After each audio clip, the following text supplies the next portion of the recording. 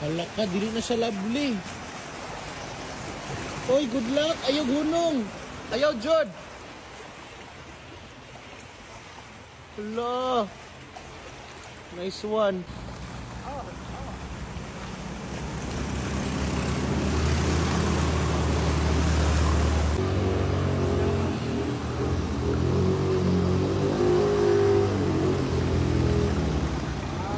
Hala ka, amping mo.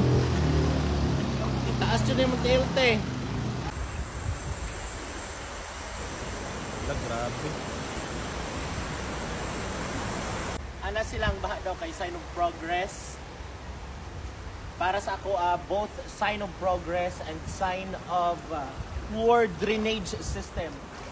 Taga Davao man jud ko, wala na akong ginadaot ang Davao, so makaingon jud tano nga need jud nato improve ang atong drainage system. DPWH nyo sa unahan. Timing kaayo na amin rin likod sa DPWH. So tanawa, Col. Tanawa. Tanawa. Ang akong height kay 5'10". So kumuha na pa ko gamay, taga diri na ang tubig and dili na ko. So goals. Tanawa. Tanawa, unsa lang dito. Basura ng lutaw.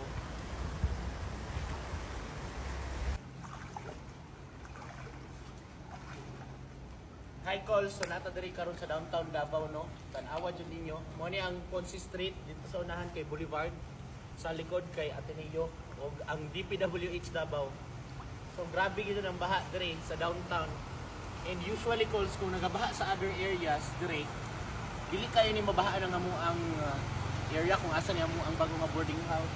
Pero karon lala na jud kayo siya nga pagkabaha kay naapektuhan naman ni.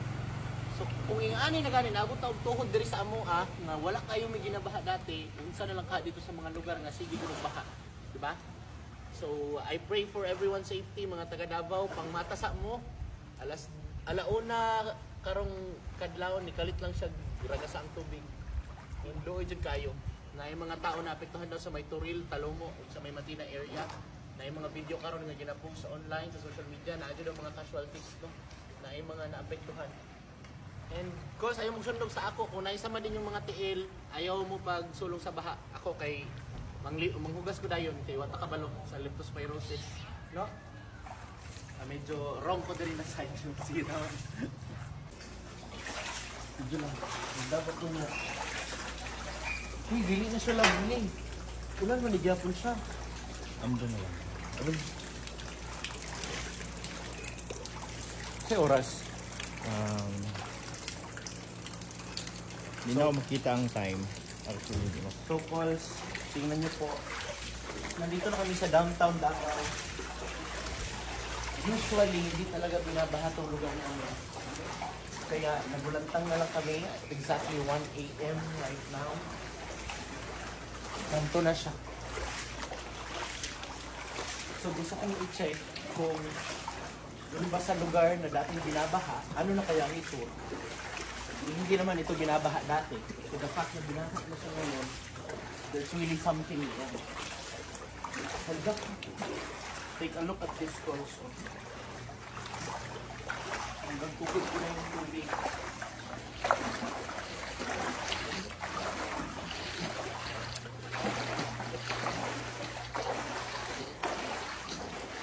Everybody be safe. Ito sa atin, tingnan mo. Ang araw na. Pagano lang kasi araw sa atin. So titingnan natin ito kung ano yung itsura doon sa ibang parte na dito sa mahuwan muna. Actually, exactly sa likod ng atin. Interview sa atin. Ate, lalong kayo dito, te? Lalong kayo dito? Ay, sa bikas? Bikas. Tulok lang mo? Tulok ka? Halok ka? Ano tagahawak? Kus, tagahawak niya daw dito sa pikas kanto. So, tama mo nga, again. Nagkakasuod lang.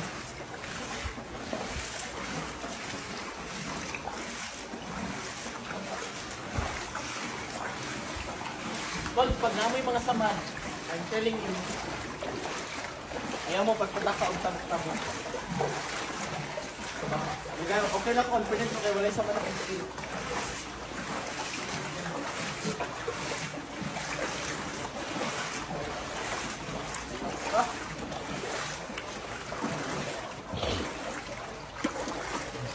Oh my God!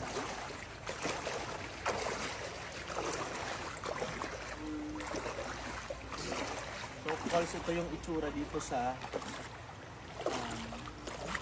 may Ponce Street. So, nasa ano kami?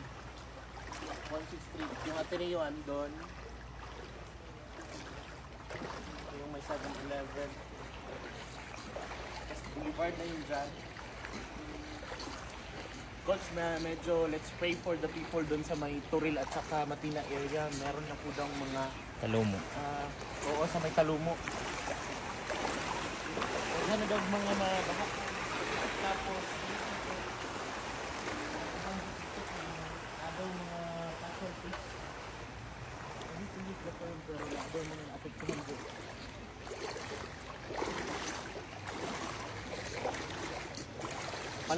Palalo na sa palalo.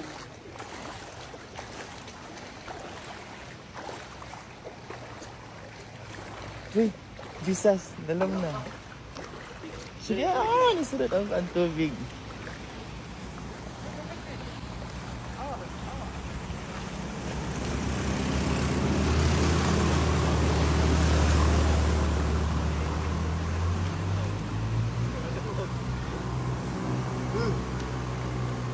Girls, tanawa. Tanawa, saan lang dito? Basura ng lutaw. Ana silang baha daw kay sign of progress. Para sa ako, both sign of progress and sign of poor drainage system.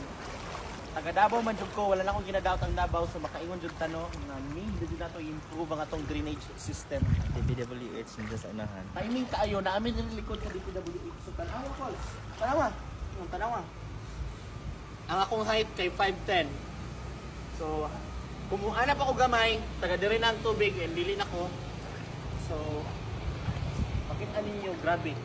Kani nga lugar dili kaayo may ginabaha. Kay nibaha na atong mga niaging adlaw didto sa Pikas, wa pa nagbaha diri. So meaning kung taga tuhod na ni diri, taga hawak na to didto. Di ba? Then sa mga lugar nga always jud ginabahaan, taga liog na to. And mas delikado sa uban lugar tong kay ginig.